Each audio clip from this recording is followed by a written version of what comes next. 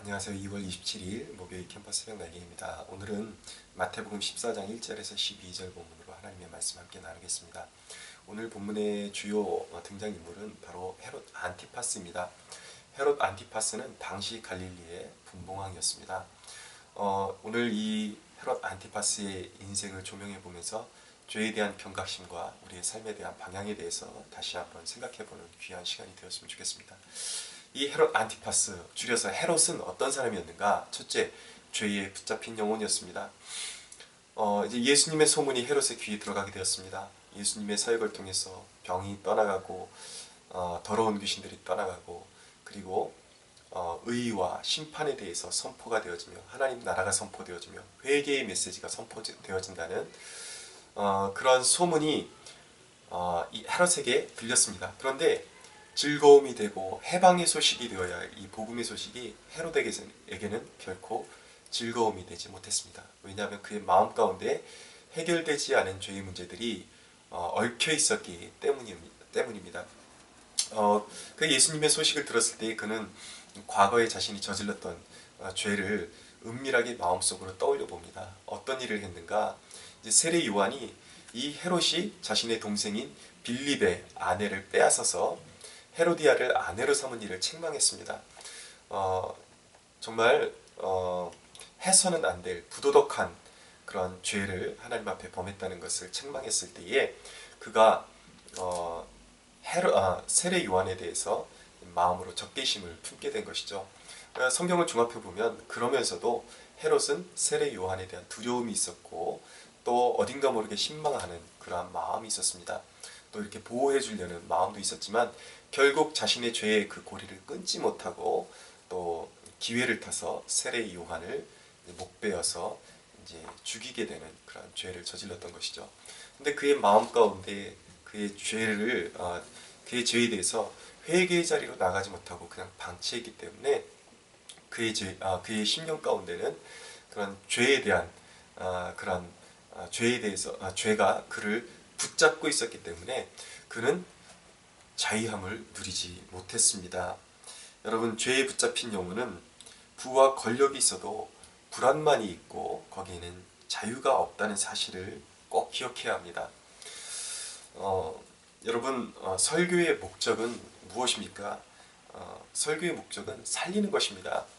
비록 그것서 회개에 대한 도전과 죄에 대한 어떤 신랄한 책망과 그런 회개의 삶에 대해서 촉구할지라도 그것은 결국 그 영혼을 고발하기 위해서 하는 것이 아니라 그 고발이라는 단계를 거쳐서 그 영혼을 하나님의 말씀으로 살리고자 하는, 회개의 자리로 이끌고자 하는, 살리는 데 목적이 있는 것이 바로 설교인 것입니다.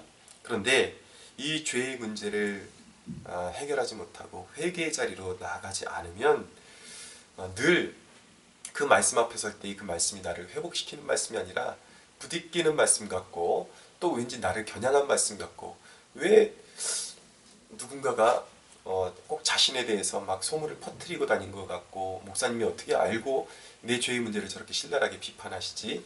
뭐든지 말을 하면은 하나님의 말씀이 선포될 때 그것이 자유롭게 또 자기를 교정시키는 그런 말씀이 아니라 듣기 싫고 자기의 허물을 들추어내는 말씀 같고, 왠지 듣기 싫고 그런 패단을 이제 겪게 되는 것입니다. 여러분,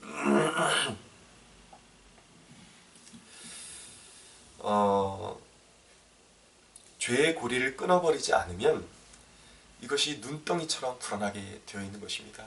그 죄를 가리기 위해서 또 다른 죄를 낳게 돼 있고, 그 또 다른 죄를 가리기 위해서, 합리화시키기 위해서 또 다른 죄를 거듭거듭 지으면서 결국은 온전히 용서받을 수 없는, 돌이킬 수 없는 죄인이 되고 마는 것이죠. 결국 그 사람의 인생은 파멸의 길로 가고 마는 것입니다. 여러분, 오늘 이 아침에 한 가지 제가 질문을 드리겠습니다. 여러분, 회개를 촉구하는 하나님의 말씀이 선포되어질 때에 여러분들의 마음의 반응은 무엇입니까? 그것을 달게 받고 있습니까? 합당히 내가 들어야 할 말씀으로 받고 회개의 자리로 나가고 있습니까? 아니면 여러분을 깨우치고 여러분들의 새로운 삶으로 초청하는 메시지로 다가오고 있습니까? 아니면 듣기 싫은 불편한 메시지로 여러분들의 숨은 죄를 고발하는 그러한 메시지로 마음에 와닿고 있습니까? 사랑하는 여러분, 하나님의 말씀에 귀를 기울이시고 여러분들의 그런 묵은 죄악들을 다 온전히 회개의 자리로 나가서 씻어내고 하나님의 말씀이 여러분들의 영혼을 일으켜 세우는 그러한 은혜의 말씀으로 작용되기를 간절히 소망합니다. 두 번째로 헤롯은 어떤 사람이었는가? 기분파였습니다. 이제 헤롯의 생일에 그 즐거운 연회를 열고 그 연회에 흠뻑 빠져서 먹고 취했습니다. 그러는 바람에 그런 가운데서 이제 헤로디아의 딸인 살로메라는 이 소녀가 나와서 아주 음란한 춤을 그 앞에서 추게 됩니다. 그래서 그 취기와 그 음란한 분위기에 취하고 여러 사람들과의 그런 즐거운 분위기 속에 취해서 결국 감당할 수 없는 약속을 이제 살로메와 이제 나누게 됩니다. 이제 그런 분위기가 무르익어 가는 가운데에 이제 맹세를 해서 무엇이든지 네가 달라는 대로 다 주겠다. 이제 다른 본문에 보면 나라의 절반이라도 너에게 다 주겠다. 엄청나게 기분이 지금 들떠 있는 것이죠.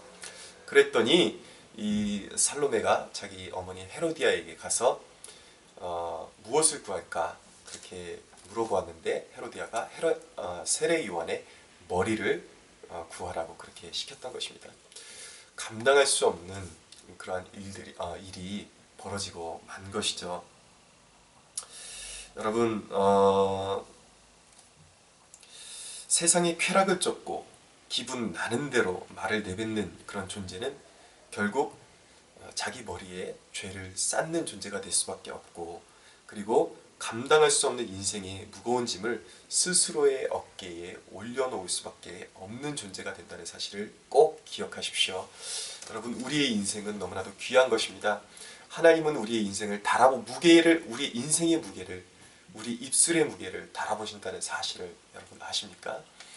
여러분, 다니엘서에 나오는 벨사살 왕은 하나님의 성전 기명으로 술을 먹고 잔치를 벌이다가 하나님께 메네 데겔 우바르신이라는 그러한 선고를 받고 말았습니다. 함축적으로 말씀드리면 너의 인생을 하나님께서 저울에 달아보았는데 너의 인생은 한없이 가볍고 부족하구나. 그래서 너의 시대는 끝났다라는 그런 선고를 받게 되는 것이죠. 여러분, 지나치게 가벼운 인생, 하나님을 떠나서 세상을 쫓고 쾌락을 쫓는 인생, 기분에 따라서 아무 말이나 내뱉는 인생, 여러분, 하나님이 보시기에 한없이 가벼운 인생이 되기에 그 인생은 결코 하나님 앞에 쓰임받을 수 없는 그러한 불쌍한 인생이 될 수밖에 없다는 사실을 기억해야 합니다. 그가 가지고 있는 권력과 그가 가지고 있는 재력과 상관없이 하나님께서 그 인생에 사형 선고를 내리시면 여러분, 거기는 해답이 없는 것입니다. 사랑하는 여러분, 이제 세 번째로 나아가서 이 헤롯은 내면의 두려움 때문에 하나님을 대적한 사람이었습니다. 여러분, 9절에 보니까 그런 세례 요한의 머리를 달라고 이렇게 그 살로메가 요구했을 때에 왕이 근심하나 자기가 맹세한 것과 그 함께 앉은 자들 때문에 주라 명했다라고 말씀하고 있습니다. 사람들이 두려웠습니다. 얼마나 아이러니한 일입니까? 그는 최고의 권력자였음에도 불구하고 그 권력을 유지하기 위해서 끊임없이 누군가의 눈치를 보고 두려워했다는 이야기인 것입니다. 사랑하는 여러분, 결국 이제 이 사람에 대한 두려움 때문에 마땅히 철회했어야 할 결정을 철회하지 이제 못하게 되었는데, 여기서 주시는 교훈은 바로 마땅히 두려워해야 할 분을 두려워하지 않고 사람을 두려워하면은 결국은 그 결과로서 하나님을 대적할 수밖에 없다는 것입니다. 사랑하는 여러분, 사람과 하나님 사이에서 갈등이 있을 때에 우리는 어떤 길을 선택해야 하는가? 마땅히 하나님을 공경하고 하나님을 두려워하고 하나님을 가장 먼저 의식하고 결정을 내려야 하는 것입니다. 여러분, 그리스도인은 이런 삶의 자세를 가져야 하는 것입니다. 우리도 연약하고 부족하기 때문에 실언을 할 수가 있습니다. 말이 많다 보면 자연적으로 실수하게 되어 있습니다.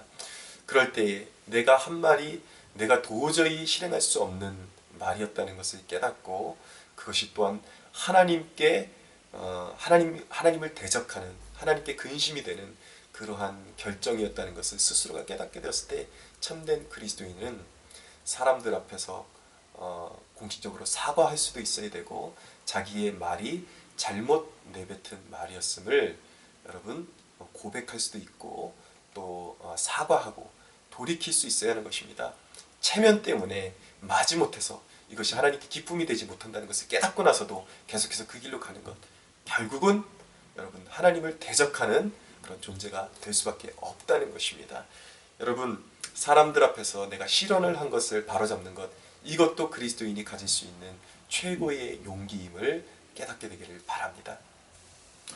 여러분, 이렇게 헤롯은 죄에 붙잡힌 인생이요, 한없이 가벼운 인생, 쾌락을 추구하는 인생이요, 두려움에 누이게 된 인생이었습니다. 결국은 그 인생은 파멸로 갈 수밖에 없는 것이죠. 그 인생은 파멸이었습니다. 그러나 여러분, 이런 인생이 결코 살아나고 회생할 수 있는 길이 전혀 없는 것일까요? 그렇지 않습니다. 반드시 살 길이 있습니다. 그 길은 어떤 길인가? 이전에 추구했던 삶이 완전히 잘못된 삶이었다는 것을 스스로 인정하고 참된 회개의 길로 가는 것입니다. 여러분, 우리가 은혜를 강조할 때 반드시 잊지 말아야 하는 것은, 참된 하나님의 은혜를 통해서 회개했다는 것은 이전에 죄악된 삶, 쾌락을 추구한 삶, 이 모든 삶을 버리고 그 방향으로 세상을 추구하던 방향에서 완전히 돌아서서 반대 방향으로 가기로 결정했다라는 것을 여러분 의미하는 것입니다. 그렇기 때문에 진정으로 은혜를 받았다는 표현은 그 삶의 변화가 없는 것은 진정한 은혜를 받은 것이 아닙니다. 여러분, 죄인이 살 길이 있습니다. 온전한 회개를 이루는 것입니다. 이전의 삶이 잘못됐다는 것을 스스로 인정하고 완전히 회개를 이뤄서 반대 방향으로 걸어가는 것입니다. 근데 어디로 들어가야 하는가? 예수 그리스도 품 안으로 들어가야 하는 것입니다. 예수 그리스도를 구주로 영접하는 것이 진정한 회개요, 참 회개의 관문임을 깨달아야 하는 것입니다. 사랑하는 여러분, 기억하십시오. 예수 그리스도는 우리의 영혼을 자유케 하십니다. 그분은 죄를 도말하십니다.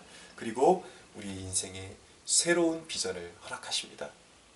나가서 우리의 삶 가운데 진정한 용기를 허락하시는 분이 예수 그리스도이십니다. 사랑하는 여러분, 예수님과 동행하면 우리 삶 가운데 능치 못할 일이 없는 것입니다. 진정한 용기를 가지고 진정한 비전을 가지고 하나님의 기쁨이 되기 위해서 우리는 도전하는 인생이 되기 때문에, 예수님이 우리와 함께 하시고 전능자이시요 권능자이시며 죽음을 이기신 예수 그리스도가 우리와 동행해 주시기 때문에 그 인생에는 불가능이라는 것이 없으며 능치 못할 일이 없는 것입니다. 사랑하는 여러분, 이전의 삶을 완전히 돌이켜서 죄의 얽매인 삶이 아니라, 여러분들 자잘구리한 죄악도 쌓아놓지 마시고 회개하십시오. 우리 그리스도인에게 가장 큰 축복은 무엇입니까? 여러분, 우리에게 온전한 진정한 죄사함의 길이 활짝 열렸다는 것입니다. 우리의 원죄는 완전히 용서받았고 우리는 완전히 하나님께 용납되었습니다. 하나님의 자녀가 되었습니다. 하나님의 자녀의 권세는 무엇입니까? 우리가 완벽할 수는 없지만 우리의 죄를 깨닫고 주님 앞에 솔직하게 고백할 때 주님께서 그것을 다 도말하시고, 그런 죄악들이 우리의 인생을 올가매지 못하도록 우리에게 영원한 자유를 보장해 주시고 우리를 승리의 길로 인도해 가신다는 것, 이것이 바로 예수 믿는 자의 기쁨이요 능력이요, 그것이 참 평강인 것입니다. 사랑하는 여러분, 예수 그리스도 안에 거하십시오. 예수님과 함께 동행하십시오. 주님께서 여러분의 삶을 능력의 삶으로 이끌어 주실 줄로 믿습니다.